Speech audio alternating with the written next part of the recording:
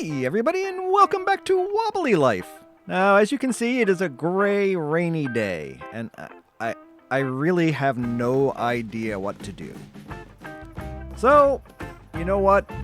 Today we're going to talk about random things in Wobbly Life that only I may find interesting.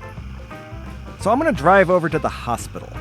And while I do that, let me say thanks for watching, guys. If you are enjoying Wobbly Life on the channel, please hit that like button to let us know. And if you haven't subscribed yet, please consider doing so. It helps us to grow the channel, and you never miss an episode of Wobbly Life.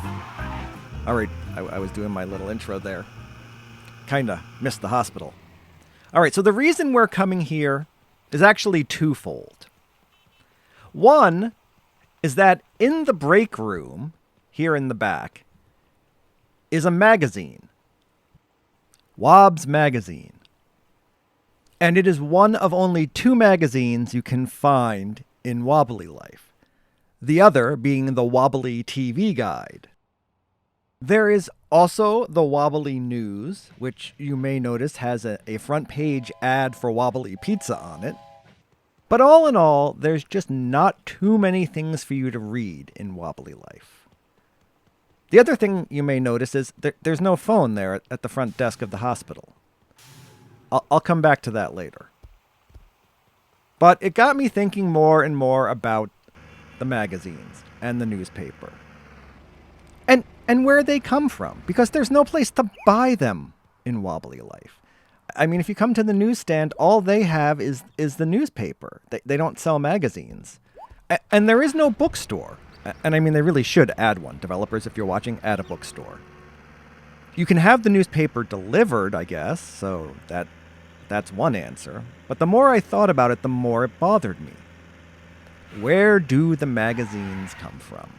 And my quest for the truth led me here to the, quote, haunted house of the scientist, who may just be one of the more nefarious characters on Wobbly Island. First of all, I noticed that he has a collection of DVDs over here, which are movies currently in the theaters. And if you know anything about movies, you know that you can't buy movies on disc that are currently in the theaters. So these must be pirated, illegal copies. So this got me more concerned, and I decided to go back down into his basement. And do you know what I found there? Stacks and stacks of both magazines and the newspaper. All of them piled up in his basement. I mean, look at all these magazines and newspapers. And that got me thinking, did he go around town stealing them all and then selling them to unsuspecting Wobblies? Or was it something else? Could it be that the scientists in the mountain research base are conducting a social experiment on us, controlling everything we see and read? I think there might be something to this. And that may be why they're spying on Jellyman. Perhaps we have it wrong. Maybe Jellyman is actually trying to protect us. And speaking of conspiracy theories, this guy with the tinfoil hat, he wants you to find him proof of aliens. Which you can see there's nothing here. But after you've finished the mission, the photograph... if I can get in here, the photograph is now on the counter. You steal the photograph and you bring it to him, and he puts it right there in his RV.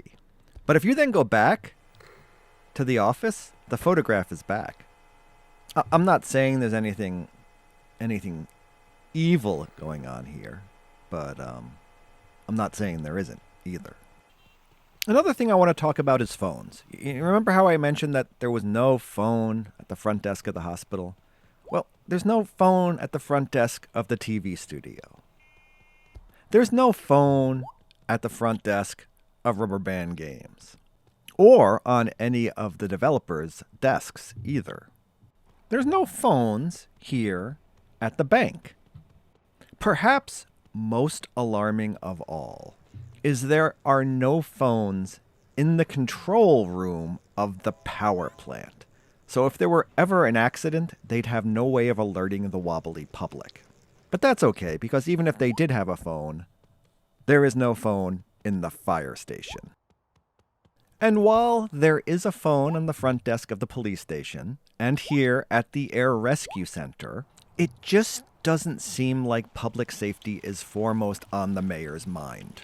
In fact, there are only 3 buildings downtown that have rooftop egress: the hotel, the comic store, and the travel agent, none of which you can actually get in yet. It is concerning to me that none of the skyscrapers have rooftop access, even the ones with helicopter pads. But I should take a moment to point this out. Perfect parachutes. They at least care about your safety, as can be evidenced by these pamphlets right here. So what have we learned today? Well, I think the one takeaway is that we really need an update because I'm delving way too deeply into the minutia of Wobbly Life. And that's where we're going to end today's episode. If you guys are enjoying Wobbly Life on the channel and want to see more, hit that like button to let us know. And if you haven't subscribed yet, please consider doing so. It helps us to grow the channel, and you never miss an episode of Wobbly Life. I'll be back soon with more videos for you. Thanks for watching.